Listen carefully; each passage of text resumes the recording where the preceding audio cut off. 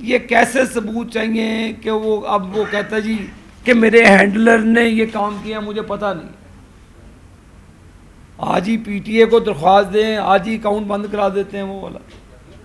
اگر نواز شریف کے اکاؤنٹ سے کوئی چیز آتی ہے، ٹویٹ ہوتی ہے، تو اس کی ہماری اونرشپ ہے اس پہ. یہ کیسے ممکن ہو سکتا ہے کہ عمران خان کا جو ٹویٹر ہینڈلر ہے اتنا غافل ہے کہ وہ سیکیورٹی اداروں کے خلاف لکھ دے اور اس کو پوچھنے والا کوئی نہیں. یہ کیا ہو رہا ہے پاکستان کے اندر؟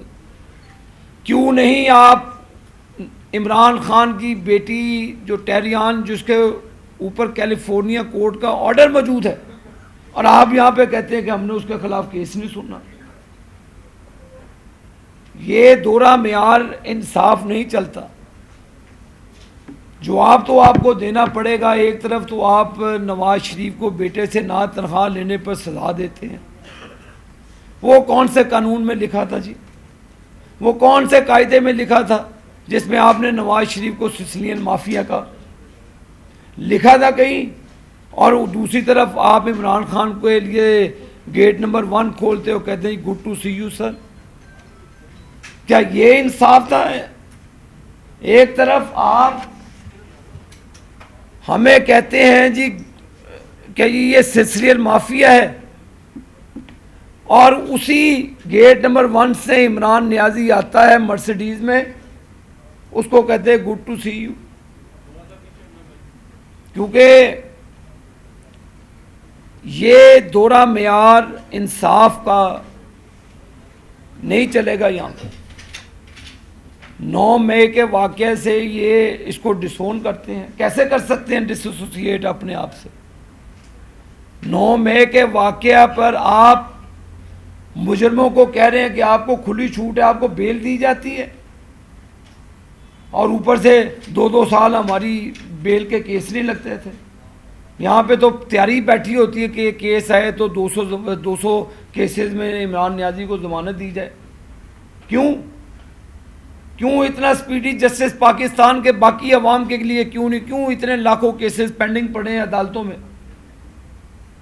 لوگ انصاف مانگتے ہیں، اور ایک شخص عمران خان کے لیے جو مجرم ہے، جو قومی مجرم ہے، جو املاک پر حملہ کرتا ہے، جو فوجی تنصیبات پر حملہ کرتا ہے، آپ اس کو کہتے ہیں جی آپ کو بیل دے دی جاتی ہے. یہ کون سا انصاف ہے؟ اور مجھے یہ بتائیں یہ کیسے عمران نیازی کا جو ہینڈلر ہے وہ اپنی مرضی سے ٹویٹ کر سکتا ہے؟ آپ ماشاءاللہ کریڈیبل صحافی حضرات بیٹھے ہیں، کو مجھے بتائیں، میری بھی سمجھ میں ڈالیں یہ بات، میرے بھی عقل کے خانے میں ڈالیں بات. ایک اپنے آپ کو لیڈر کہنے والا شخص جو کہتا ہے میری فین فالوئنگ بہت ہے، میرے ووٹرز بہت ہیں، میں سانس لوں تو باقی بھی لوگ سانس لیں، جو اگر میرا سانس بند ہو تو پاکستان کا بھی سانس بند ہو جائے. اس قسم کی فین فالوئنگ کا وہ مالک کہتا ہے جی کہ ٹویٹر ہینڈلر سے غلط ہو گیا. یہ آپ اپنے رفقائے کار کو عدالتوں میں بلاتے ہیں. 20 سے زیادہ تو ملاقاتیں آپ کی فیملی کی ہوئی، 50 سے زیادہ آپ کی ملاقاتیں آپ کی جو لیگل ٹیم ہے اس سے ہوئی. آپ کہتے ہیں جی میں قید تنہائی میں ہوں. نواز شریف کے لیے تو یہ چیزیں موجود نہیں تھی. شہباز شریف کی بیٹی کے ساتھ وہ پیشیوں پہ جاتا تھا. نواز شریف کی بیٹی مریم نواز کو تو جیل کے اندر ہتھ کڑی لگا لی جاتی تھی، اور اس کی بیٹی کا آپ کیس نہیں سن سکتے. کیوں نہیں سن سکتے آپ اس کی بیٹی کا کیس؟ کیا ہم جھوٹ بولتے ہیں؟ کیا کیلیفورنیا کی عدالت جھوٹ بولتی ہے؟ ایک منصب پہ بیٹھے شخص کا کیس کیوں نہیں عدالت سن سکتی؟ یہاں پر سوالیہ نشان ہے انصاف کے اوپر، عدالتوں کے اوپر، کہ اگر ٹیریان کا کیس جاتے ہیں تو ہائی کورٹ میں کہتے ہیں جی ہم نہیں سنیں گے کیس. کیوں نہیں سنیں گے جی کیس؟ اس کے اوپر فیصلہ آیا ہوا کیلیفورنیا کے کیس کا، تو ڈونلڈ ٹرمپ کے خلاف کیس سنا جاتا ہے. انہوں نے تو نہیں کہا کہ ہم نہیں سنیں گے کیس کو، سنا انہوں نے. نواز شریف کے لیے تو آپ جی آئی ٹی بنا دیتے ہیں، نواز شریف کے لیے تو آپ اعجاز الاحسن کا مانیٹرنگ جج بنا دیتے ہیں. کہ فیصلہ 10-15 دن میں ہو جائے. 10 والیوم پہ محیط وہ کھانے بنا دیتے ہیں, ڈبے بنا دیتے ہیں, اور کھودا پہاڑ نکلا چوہا بیچ میں سے. پھر بیٹے سے نہ تنخواہ لی تو نکال دیں اسے, اور ادھر سے وہ اس کی بیٹی کا اوپن اینڈ شٹ کیس ہے. میں بیٹیوں والا ہوں لیکن وہ حکمران ہے عمران نیازی. ہمیں حضرت عمر رضی اللہ تعالیٰ کے طرز زندگی کا بتاتے ہیں, ہمیں ان کا حکمرانی کا نتیجہ بتاتے ہیں. ریاست مدینہ کی بات کی جاتی ہے. ریاست مدینہ میں اگر ناجائز بیٹی ہوتی تو 70 کوڑے لگنے تھے اور آپ کو سنسار کر دیتے. ریاست مدینہ کے اندر اگر عمران نیازی تم نے یہ جرم کیا ہوتا, ایک ناجائز بیٹی کے باپ بننے ہوتے, تو تمہیں زمین میں گاڑ دیا جاتا, اور تم یہاں پر دندناتے پھرتے ہو. اور کس کے سر پہ دندناتے ہو تم؟ تو یہ جھوٹ زیادہ نہیں چلے گا. جائیں جا کے دیکھیں, وہ صاحبزادہ عمران خان نیازی اس وقت واک کر رہا ہوگا اپنے کوریڈور کے اندر. 7 کمروں پہ محیط ہے وہ, وہاں پر ٹی وی بھی لگا ہوا ہے, ایئر کولر بھی لگا ہوا ہے, 3 ٹائم کا ڈاکٹر اس کا چیک کر کے کھانا بھیجتے ہیں. کبھی نواز شریف کا چیک کرایا تھا کھانا؟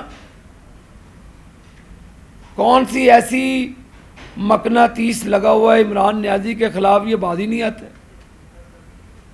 اس کو ریلیف دینے پہ باز نہیں آتا کوئی. ہمارا تو 2 سال بھائی کیس نہیں لگتا تھا. یہی عدالتیں تھیں, یہی حضرات تھے, یہی وکلا تھے جو آج کل پیش ہوتے ہیں, کبھی ادھر کبھی ادھر. تو اس وقت تو کوئی انصاف یاد نہیں آیا. اس وقت کوئی, آپ کو اس وقت اقامہ یاد آ گیا تھا.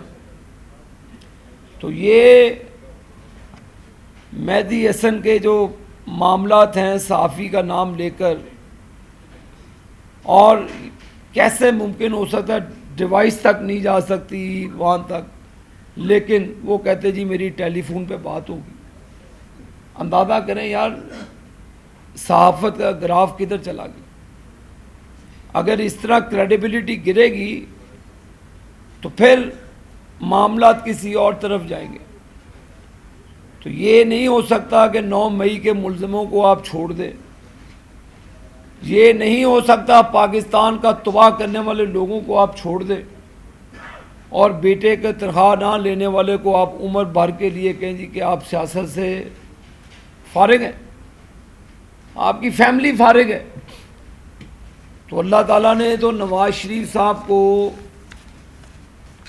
پھر پاکستان کی تاریخ میں 30ری مرتبہ پارٹی کا صدر منتخب کرا دیا. جنرل مشرف صاحب نے نکالا, پھر پارٹی نے صدر منتخب کیا. فیض حمید صاحب اور ان کی ٹیم نے اور ثاقب نثار نے فیصلہ کیا, پھر اللہ تعالیٰ نے نواز شریف کو پارٹی کا صدر بنا دیا. تو یہ باتیں بڑی غور طلب ہیں کہ میری ڈیمانڈ ہے کہ اگر ڈونلڈ ٹرمپ کا کیس کا فیصلہ آ سکتا ہے تو ٹیریان کے کیس کو کیوں نہیں سنا جا سکتا, اس کے کیس کو کیوں نہیں فکس کیا جاتا. میرے آنریبل ججز سے سوال ہے بڑے ادب کے ساتھ کہ آپ نے کیوں نہیں اس کا کیس لگایا ٹیریان کا. ٹیریان میری بیٹی تو ہے نہیں ہے, میری کوئی عزیزہ بھی نہیں ہے, تو وہ کوئی مخلوق تو ہے نا اللہ کی جو دنیا میں آئی ہے. اگر ریاست مدینہ کا والی, وہ تو ہمارے آقا دو جہاں سرور کائنات محمد صلی اللہ علیہ وسلم تھے, جن کی قرآن میں اللہ نے گواہی دی ہے کہ وہ صادق اور امین تھے, اور اس کی گواہی اس وقت ثاقب نثار نے دی تھی. آپ اندازہ کر لیں, ایک طرف رب اپنے نبی کی گواہی دیتا ہے ریاست مدینہ کے والی کا, اور دوسری طرف جو خود اپنے آپ کو کہتا ہے کہ جی میں ریاست مدینہ میں نے بنانی ہے, اور اس کی گواہی دیتا ہے ثاقب نثار. تو میرا